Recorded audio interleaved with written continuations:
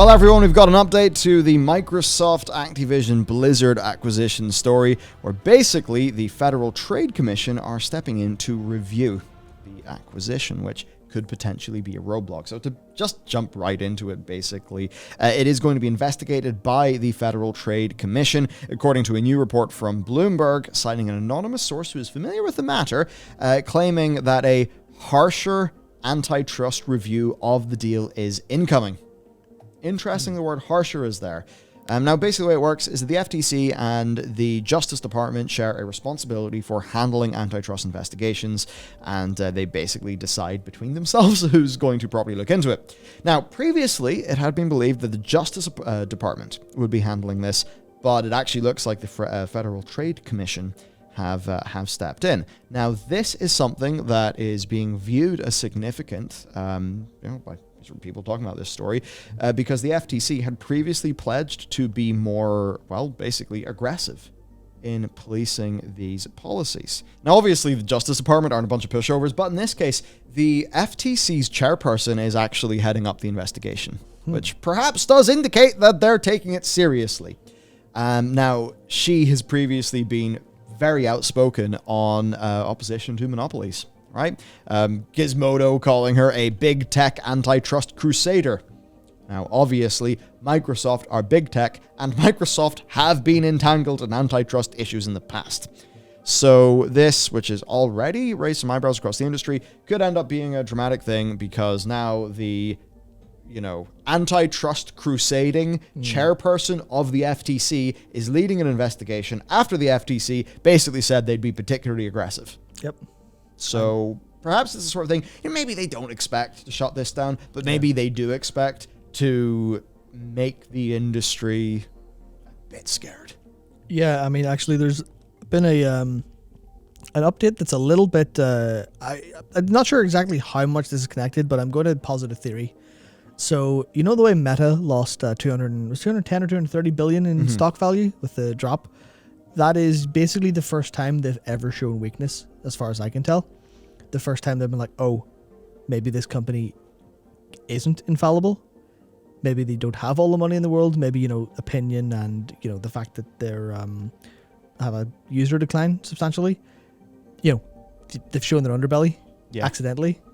And if you're Lena Khan, if you're leading this and you're like, oh, hang on, I can smell blood in the water.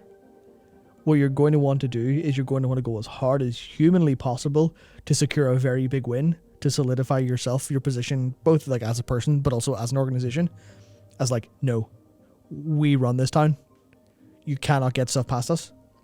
So if, obviously I think there's the argument that maybe Meta losing value will make her crusade against trying to split them up harder to finish because they're smaller now. But generally, if they're weak, then you want to roll that on and go, okay, well, yeah, we're gonna break you apart. You can't fight us as hard anymore. Oh, what's happening over here? Microsoft and Activision Blizzard. I'm not going to let you get away with this. Obviously, it's not going to cancel it, but I think it's more the case of, like you said, trying to inspire fear. But the ways they could do that would be, I think having specific conditions and stuff like that.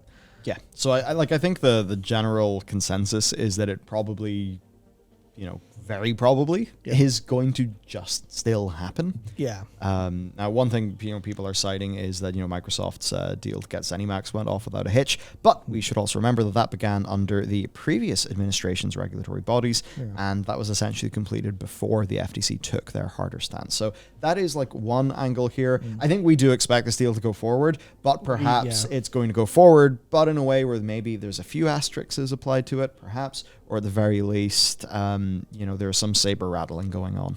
Yeah, I mean, that's a thing where if you're trying to exert some sort of control over this, but they're doing everything in their power to be bulletproof, like Microsoft are doing with the Call of Duty. Hey, it's Call of Duty. It'll be on PlayStation for the next couple of years. No problem.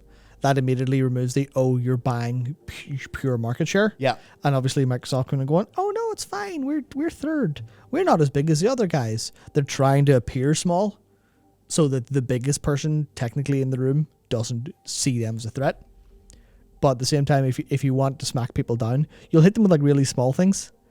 So you'll go oh yeah, okay, so Call of Duty, you're not, that exclusivity has to stay for 3 to 5 years. Yeah. Maybe they say 5. Maybe they say, you're not allowed to just pull this under the rug. Or we will be watching, especially because they're trying to get the retroactive element in, where they're going, okay, well, we're trying to unwind deals that Facebook did 10 years ago. If we have that power, then we will be watching every move you make from here on out. As opposed to, it looks fine, go on ahead, and then hands off. If you make another play for market share, if you buy someone else in the same market, as an example, if Microsoft went to buy EA, yeah, then they'd be like, okay, well, now we're going to have to split you up because we can't trust you. That's the kind of vibe I'm kind of feeling overall. Yeah, I'd say so. Now, what's interesting, and it's the sort of thing that, when you think about the comparative size of these companies, overall, as organizations, you wouldn't really think this would happen. But if you think about how the PS4 outsold the Xboxes of that generation, how the PS5 is currently still the top dog, well, it turns out that many believe that Sony could even face a little bit more scrutiny themselves. Yep. They have very different market caps. They are pretty damn different companies. But Sony has more market share. Therefore, within the scope of this market, the thought is that Sony, with their acquisition spree, could actually draw a little bit more scrutiny. Yep, because they have more of the market share. They have more revenue. They're a bigger gaming company. Just buying out something, especially because Destiny does really well on Xbox. And even, you could even bring in the Sun headline you mentioned the other day, where they said that people... That was wild. Yeah. Right, this headline from The Sun. The Sun is... so one of the things in the UK is tabloids are insane. Completely insane. If you go into a newsagent, sometimes it's fun to just look at the headlines for how ridiculous they are. If you think YouTube thumbnails can be bad, you should see The Sun. It's insane. But anyway, one of their headlines was, it was about fans rushing to sell their Xboxes because Sony have acquired the people who made Halo. And it's like, yeah, Bungie made Halo, but what are you doing, The Sun? This is mad. Of course, that's exactly the sort of misleading bullshit that you would expect from any British tabloid. But a lot of people, unfortunately, do pick up The Sun, right? And if that's some of the opinion that's being spread around, then, oh no, that is a bit weird and grim. Yeah, so, if you think about it in terms of IP, it's like, oh, yeah, Sony just bought Destiny. That's a couple 100,000 players are allowed to just buy for daily engagement. They could do the same situation, and they're in a better position than Microsoft to, immediately to capitalize off that. So everyone's like, yeah. hang on. And more acquisitions will come. Of course, Jim Ryan, we covered this right recently, enough. but we should absolutely expect more. This is from Jim himself. We are by no means done. With PlayStation, we have a long way to go. Basically saying that they're all pretty busy, him and his people with Bungie, but elsewhere in the organization, we have many more moves to make. So they're going to be doing some things. So some people saying that Sony could get a little bit more scrutiny just because of the actual market share that they have in the gaming space. Now, for a final bit, are Microsoft actually worried about this? All right, because there's any of the saber rattling we could get from the FTC, all of that, but what does Microsoft actually think? Well, they're not that worried. Right, so Satya Nadella talked to the Financial Times, and he said that due to the highly fragmented nature of the games industry, even with Activision Blizzard, they will still only be the third largest company in terms of revenue, behind Tencent and Sony. Pity them then. Yeah, right. So that's really the core. It's not like they're just, the number one competitor buying the number two to make themselves completely unassailable. Yeah. Now, they might be trying to make themselves completely unassailable in the time frame of 15 years if they're just going to be orchestrating this big, spend money, big growth plan. But at least in the here and now, yeah, they're ranked 3. So are they really going to say, oh, hey there, person who's third in the race, what are you doing? Yeah. I guess that's a fun thing where obviously that's the immediate situation. You look into the future and go, okay, well, if the FTC consider the future and what Microsoft are capable of, then they may be a little bit more concerned, but also just like, we're fine. And, not to surprise anyone, but I have a funny feeling that the lawyers and the, acquisitions team at Microsoft may be better analysts at that than we are. So Just a smidge, So yeah. I would generally, if they're saying they're not worried, you obviously have to correct for the fact they're not going to say they're worried, because then the FTC will go, ho, let's go. But, they're like, Yeah, Sathi's not going to go, I wake up in a cold sweat thinking about Lena Khan just like coming in with a saber and killing me. Yeah. He's not going to say that. But, Yeah. I mean, the analysis is what it is. I do think it'll get through. Yeah. It just could be a bit more noisy than you would have expected. Yep, absolutely. I mean, I like I like what Jeff Grubb said about Sony buying Bungie and Bungie remaining independent, because obviously my theory on that is just, oh, well, it's Bungie. They didn't want to be acquired. They wouldn't be acquired without that caveat. Yeah. But the fact that also helps, they're like, oh yeah, no, they can still be cross-platform. It's up to them. We're not going to brute force them into doing what we want, even though we own them now. And the FTC will see that, or whatever, Justice Department, if they're looking into it as well, will go, if it's independent, Xbox gamers will still get to play Destiny, so it's fine. We hope. Maybe. Yeah.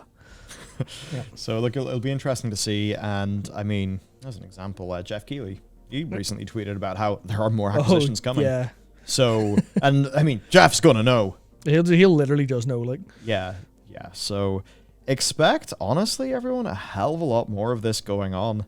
I still wonder to myself who is an acquisition target. I guess I think more, I think less about large publishers being acquired now, and I think a lot more about, like, let's grab Esper Media, let's grab these people, let's, those developers where there's a whole bunch of talent, people in the industry know them, but players don't really know them, and it's just like, hey, we need more quality content to create more IPs that will be the tentpoles of our brand. Therefore, we need more developers. Developers.